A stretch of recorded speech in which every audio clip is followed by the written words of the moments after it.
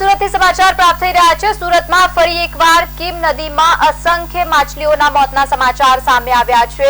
એક સાથે અસંખ્ય માછલીઓના મોત થયા છે।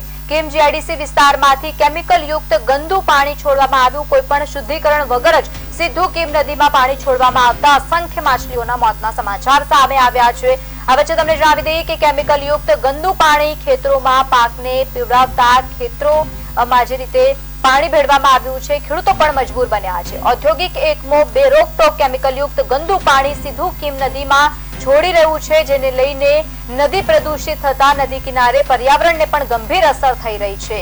કાકરાપાર જમણા કાંઠાની મુખ્ય કેનાલ બંધ થાય એટલે કીમ નદીમાં દૂષિત પાણી પહોંચે છે। તો જે રીતે દ્રશ્યો સામે આવ્યા છે, એક તરફ મોટી સંખ્યામાં માછલીઓના મોતના સમાચાર સામે આવ્યા છે। જીવસૃષ્ટિને વ્યાપક પ્રમાણમાં નુકસાન થઈ રહ્યું હોય તેવા દ્રશ્યો સામે આવ્યા છે। સુરતથી સમાચાર સામે આવ્યા છે। કેમિકલ યુક્ત પાણી છોડતા જીવસૃષ્ટિને પણ નુકસાન થયું હોવાની વિગતો સામે આવી છે। કેમિકલ યુક્ત ગંદુ પાણી ખેતરોમાં પાકને પીવડાવતા ખેડૂતો પણ મજબૂર બન્યા છે પીવડાવવા માટે। તો બીજી તરફ ઔદ્યોગિક એકમો બેરોકટોક કેમિકલ યુક્ત ગંદુ પાણી સીધું જ નદીમાં છોડી રહ્યા છે, જેને લઈને નદી પ્રદૂષિત થતા નદી કિનારે પર્યાવરણને પણ ગંભીર અસર થઈ રહી છે।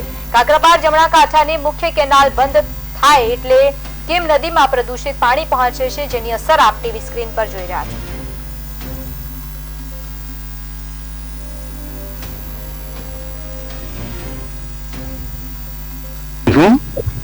અને શેરડીનો ખાસ કરીને શેરડીનો પાક કરું છું, બરાબર। અને કીમ નદીથી સિંચાઈ કરું છું અને સિંચાઈ કરું છું। આજે વર્ષો પહેલા જે સિંચાઈ કરતા હતા ઉત્પાદન પણ સારું મળતું હતું, પણ આજે ઘણા સમયથી આજે કેમિકલ યુક્ત પાણી આવે છે, એકદમ ગંદુ પાણી આવે છે, એને કારણે અમારી જમીનની તો આખી સ્તર જે ખરું ને એ જ આખું ચેન્જ થઈ ગયું છે અને એમાં હવે ઉત્પાદન પહેલા જેવું આવતું પણ નથી।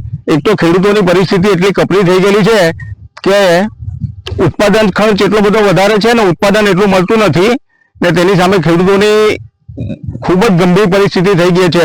અને આ કેમિકલ પાણીનું જો કંઈક રસ્તો નીકળે અને આના પર પૂરતી ધ્યાન આપે સરકાર અથવા તો આ ઉદ્યોગોનું પાણી જે છે તે સદંતર બીજી જગ્યાએ ડાયવર્ટ થાય કે એને બંધ થાય તો જ અમને ઉત્પાદનમાં કંઈ ફાયદો થાય અને આ જે છે તો જ અમને ઉત્પાદન મળશે। બાકી આ કેમિકલ પાણીથી તો અમારી ખેતી બરબાદ થઈ જવાની આરે આવી ગયેલી છે। હવે બિલકુલ બાજુમાં મારું ખેતર આવેલું છે અને કીમ નદીની અંદર અનહદ વિનાના માછલાઓ મરી જાય છે ને એટલું ખરાબ પાણી થઈ ગયું છે કે જેની કોઈ પણ સરકારને પડેલી નથી। અંદર હાથ નાખવાનું પણ મન થાય એવું નથી પાણીની અંદર।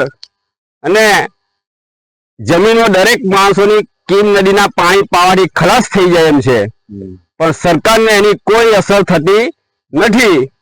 એટલે આની ઉપર કોઈ પણ જાતના ઉપયોગ મતલબ કે એક્શન નહીં લે તો ખેડૂત અહીંનો બરબાદ થઈ જવાનો છે। આ કીમ જીઆઈડીસી, કોસંબા જીઆઈડીસી દરેકનું ગંદુ પાણી કીમ નદીની અંદર છોડવામાં આવે છે, એને લીધે આ કીમ નદીની પરિસ્થિતિ એટલી ખરાબ થઈ ગઈ છે કે દરેક ગામના ખેડૂતો બરબાદ થવાના આધીન છે।